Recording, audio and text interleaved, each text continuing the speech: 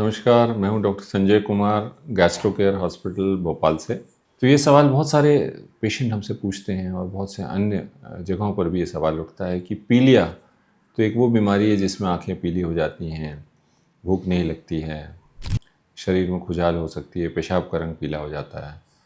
और सभी ये मानते हैं लगभग कि पीलिया का इलाज एक आराम करने से ठीक होता है या डाइट में परहेज़ करने से होता है, खाना बंद कर दें, परहेज़ करते हैं, आराम करते हैं। और बहुत सारे लोग तमाम तरह की चीज़ें अपनाते हैं कि झड़वाते हैं, माला पहन लेते हैं, तमाम तरह की चीज़ें हमारे हिंदुस्तान में चल रही हैं।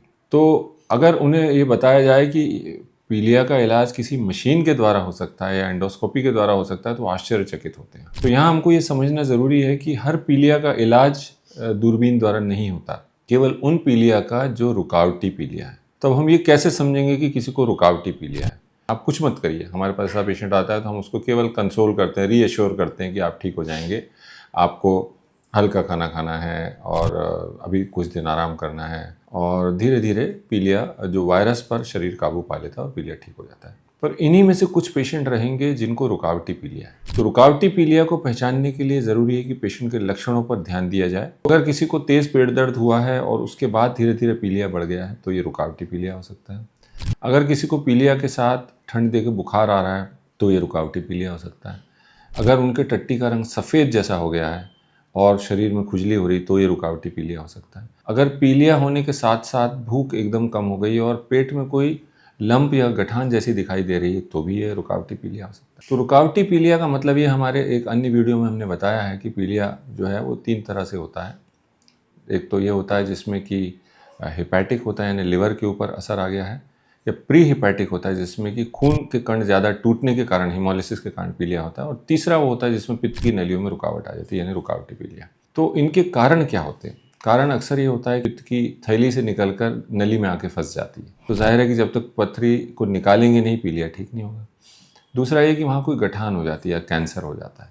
या तीसरा ये कि किसी का ऑपरेशन हुआ है पित्त की थैली का और उसके बाद पित्त की नली पर चोट के कारण पित्त की नली सक्रिय हो गई है।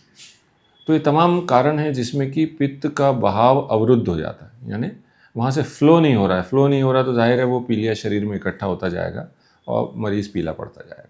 इसको पहचानने का आसान सा तरीका एक है कि सोनोग्राफी कर ली जाए। उससे पता चल जाता है कि पित्त की नलियाँ अगर डायलेट हो गई हैं लिवर के अंदर, चौड़ी हो गई हैं, इसका मतलब नीचे कोई रुकावट है। और इसको कन्फर्म करने के लिए MRCP, EUS या CT स्कैन इत्यादि किया जा सकता है। और ब्लड टेस्ट से हमें लगभग आइडिया मिल जाता है कि ये रुकावटी पीलिया है। तो चलिए, अब बात ये हो रही थी कि ERCP नाम की जो विधि है उससे क्या पीलिया का इलाज हो सकता है। तो ERCP का मतलब होता है एंडोस्कोपिक रेट्रोपेनक्रेटोग्राफी। एक बहुत ही आधुनिक और बहुत अच्छी तकनीक है जिसके ज़रिए मुंह के ज़रिए दूरबीन पेट में डाली जाती है और स्टमक को क्रॉस करने के बाद जो ड्यूडेनम का एरिया होता है वहाँ पर एक छोटी सी ओपनिंग होती है जिसको पेपिला ऑफ वेटर कहते हैं। इस ओपनिंग, इस छिद्र के ज़रिए हम लोग पित्त की नली में एंटर कर सकते हैं और ये बेहद आसान प्रक्रिया है। तो जब पित्त की नली में हम एंटर करते हैं तो वहाँ पर एक कॉन्ट्रास्ट यानी थोड़ा सा द्रव डालते हैं जो हमको एक्सरे की मशीन पे दिखाई दिया जाता है। तो ERCP जो है कॉम्बिनेशन है एंडोस्कोपी और एक्सरे का, यानी फ्लोरोस्कोपी का। कॉन्ट्रास्ट सुगमता से ऊपर जा रहा है या वहाँ कोई रुकावट है।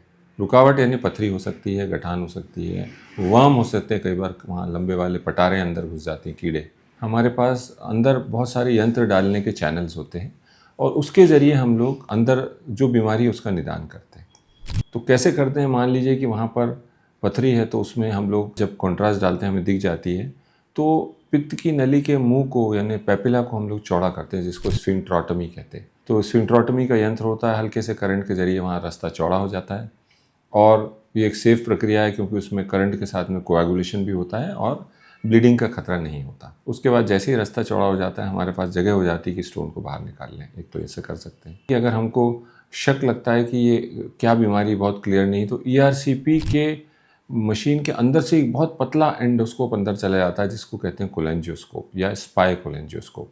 जब इसको अंदर डालते हैं तो हमें अंदर का दृश्य साफ दिखाई देता है कि क्या वो गठान है, और वहाँ से हम लोग स्पाई बाइट से सैंपल भी ले लेते हैं। स्टेंट डाल देते हैं। स्टेंट वो छोटा सा ट्यूब होता है जिसके ज़रिए पित्त का बहाव चालू हो जाता है। तो आपने देखा कि कैसे या तो पथरी है तो उसको निकाल देते हैं ERCP से, अगर रास्ता अवरुद्ध है किसी और वजह से तो उसमें स्टेंट डाल देते हैं। तो ये एक ERCP वो विधि है जिसके ज़रिए रुकावटी पीलिया का इलाज बिना सर्जरी के होता है। और जाहिर सी बात है, अगर स्टोन गॉल ब्लैडर में भी है तो इस पेशेंट का बाद में सर्जरी हो जाएगा। और अगर हमने कैंसर पकड़ा है पित्त की नली में तो शुरू में स्टेंट डालते हैं और बाद में उसकी सर्जरी की जा सकती है या अन्य कई तरह के ट्रीटमेंट किए जा सकते हैं। ERCP से सिर्फ पित्त की नली का ही नहीं, पैनक्रियाज की नली का भी इलाज होता है और ये एक अच्छी प्रक्रिया है और इससे लाखों मरीजों का इलाज बिना सर्जरी के किया गया है। तो ये जानकारी आपको पसंद आई हो तो हमारे चैनल को लाइक और सब्सक्राइब करें और आपका कोई भी सवाल हो तो कमेंट बॉक्स में डालें। नमस्कार।